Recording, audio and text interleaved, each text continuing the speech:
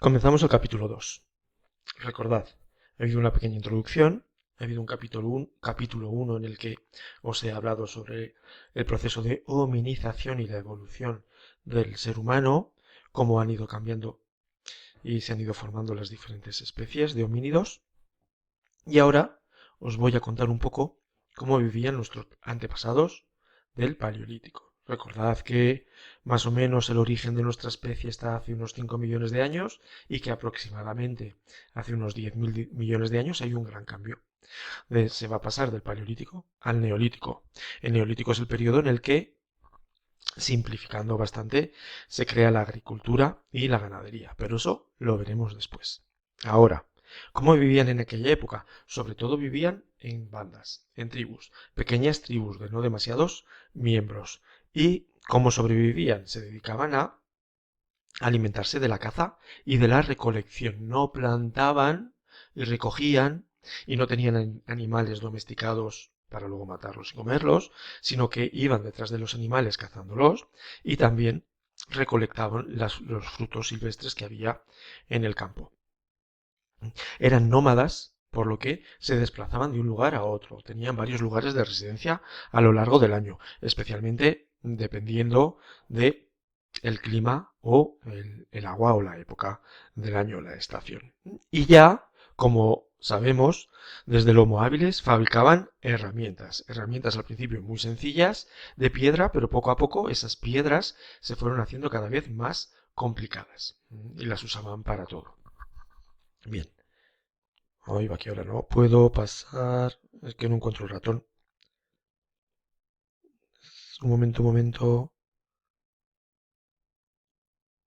Le doy al pause. Bueno, ahora sí, he conseguido.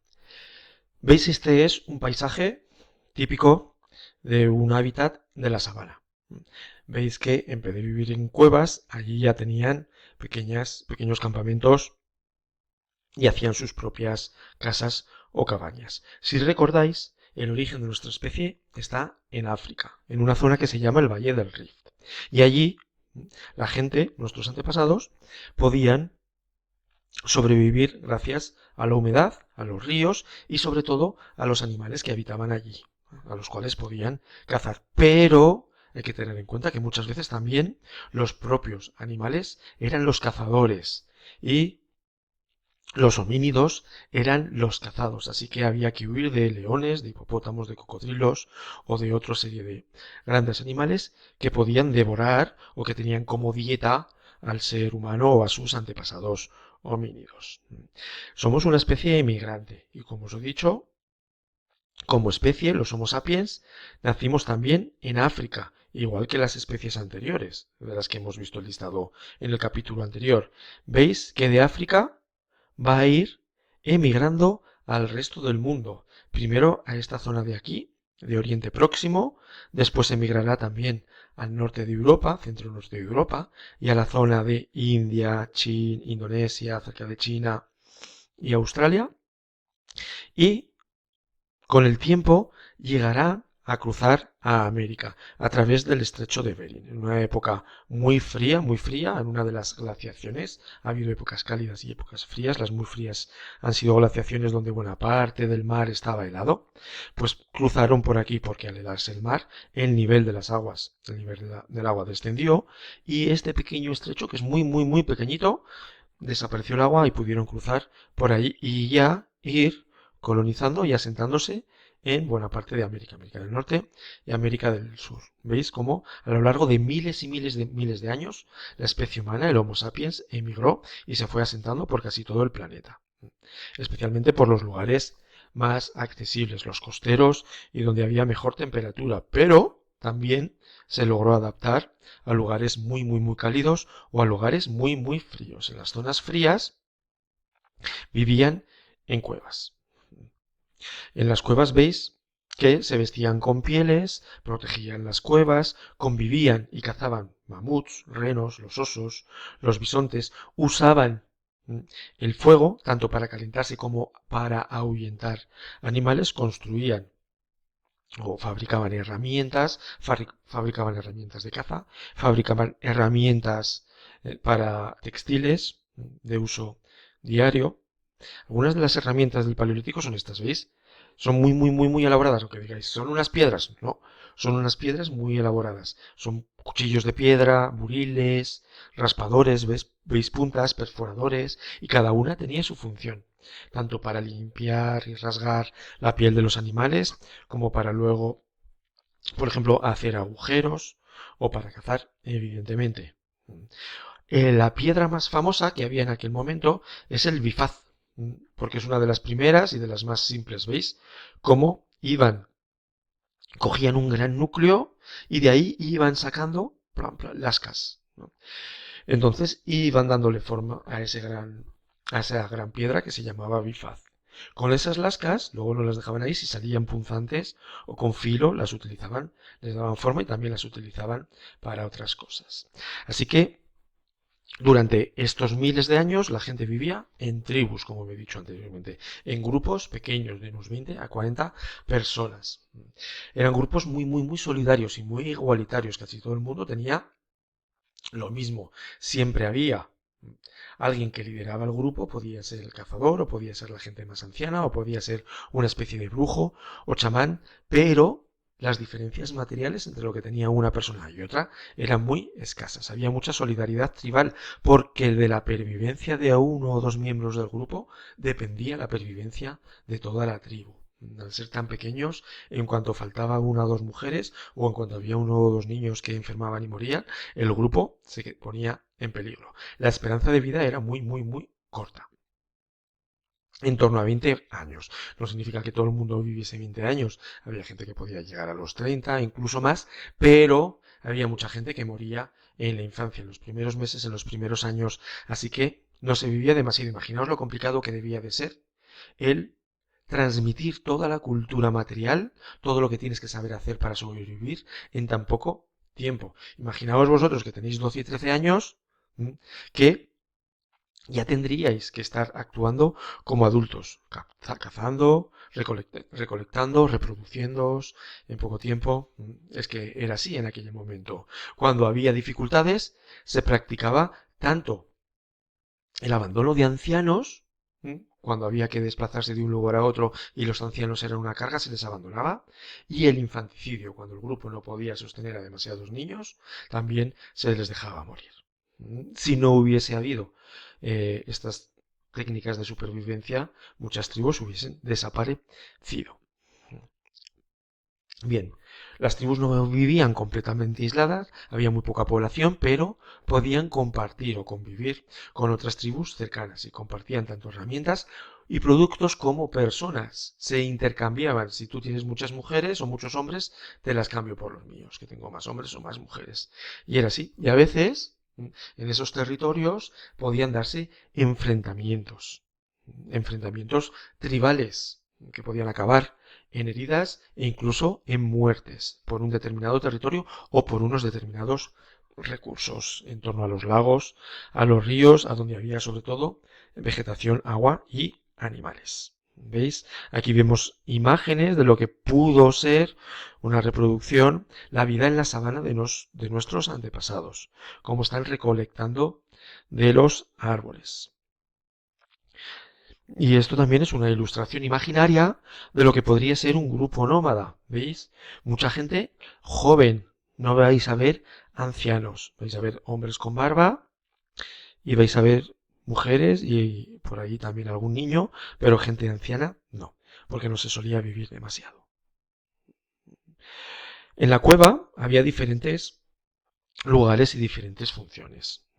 Veis que había un fuego donde se cocía y se cocinaba la carne, había gente que cosía, que perforaba el cuero, había gente que hervía el agua con piedras calientes, había gente que raspaba el cuero, había gente que también se dedicaba a hacer fuego porque no tenían mechero y el fuego costaba bastante tiempo de hacer, con palos y hojas secas.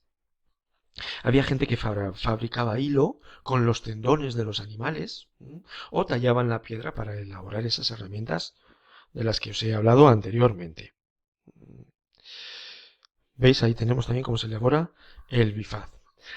A pesar de lo que hemos visto habitualmente, la gente cazaba en aquella época, pero la mayor parte de la dieta, de lo que comían, que les ayudaba a sobrevivir, provenía del trabajo que hacían las mujeres con la recolección y con la caza tanto de pequeños animales como de marisco.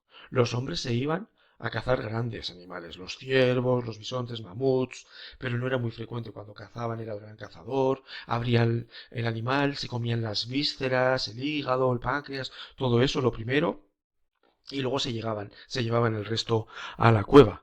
Pero la mayor parte de la dieta era recogida por las mujeres, los frutos, los vegetales, las ranas, ratones, pájaros pequeños, insectos, reptiles, todo eso se comía. Y para cazar usaban lanzas de madera, usaban arpones, usaban también trampas y sabían también que había plantas tóxicas que podían echar en el agua o podían hacer comer a determinados animales para que ellos muriesen. Ya desde muy antiguo, desde hace unos 70.000 años, se conoce la pesca porque se han encontrado depósitos de conchas, por ejemplo, de animales que fueron cazados. La gente vivía al principio desnudos, tenían mucho pelo, pero al salir de África y hacer más frío, sobre todo en las épocas frías y de glaciaciones, tuvieron que hacerse vestidos con las pieles de los animales. Se adornaban también con collares, se adornaban también con pinturas rituales a lo largo del cuerpo. Todo eso significa que simbolizaban, que le daban mayor importancia a las cosas, de la que una importancia distinta a las cosas o a los dibujos de lo que realmente tenían.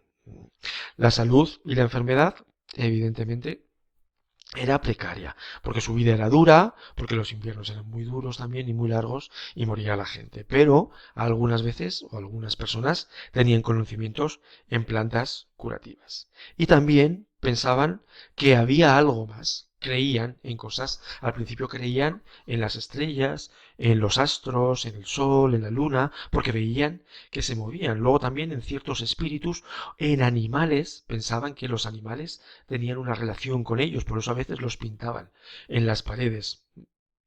Y los chamanes, que son los magos, intentaban conseguir el favor de esos espíritus de la naturaleza o de esos espíritus de los animales. A eso se llama animismo, pensar que tanto los animales como las piedras tienen un espíritu, las piedras, los árboles con el que te puedes relacionar, que te puede proteger, es el animismo. Y además también creían que podía haber algo más allá, si no, no hubiesen enterrado a los muertos, los hubiesen dejado ahí, pero no solo para que no se los comiesen las bestias, sino también eran enterrados con las pocas pertenencias que tenían, porque pensaban que podía haber algo más allá. Y como pensaban que podía haber algo más allá, también creían que el arte era importante para sus vidas. Se han encontrado restos artísticos desde hace 35.000 años, pero seguramente existieron mucho antes. Y, en primer lugar, el arte se practica en el cuerpo. Luego ya se empezó a pintar en las paredes de las cuevas, pinturas, algunas de ellas policromadas en varios colores. Estas primeras pinturas eran realistas, intentaban imitar la realidad, lo que veían pues esos mamuts, esos bisontes a los que cazaban, y a veces también tenían símbolos antropomórficos, símbolos de personas, manos, por ejemplo, que pintaban allí, o personas que pintaban en las cuevas. Puede que tuviesen un significado religioso, puede que tuviesen un significado simbólico de caza. Aquí en España, una cueva muy famosa es la de Altamira, en Francia la de Lascaux. También se han encontrado grabados en las rocas y también se han encontrado en los huesos de animales que utilizaban. Y pequeños instrumentos musicales como flautas para las fiestas y pequeñas Venus, mujeres, vamos a ver, estos son los ciervos, ¿veis? En Altamira, ¿veis? Las mujeres también pintando policromados, varios colores, tonos rojizos, negros, un bisonte realista, Lascaux y las Venus, ¿veis? Mujeres donde se representaba de forma muy pequeñita, sobre todo la fertilidad. Veis que la cara no es importante, lo importante que son, pues los pechos, la cintura, todo lo que tiene que ver, la vagina, todo lo que tiene que ver con la fertilidad, con la reproducción, porque como os he dicho, es muy importante para una tribu tener descendientes y sobrevivir. Espero que más o menos os haya gustado este tema. Seguiremos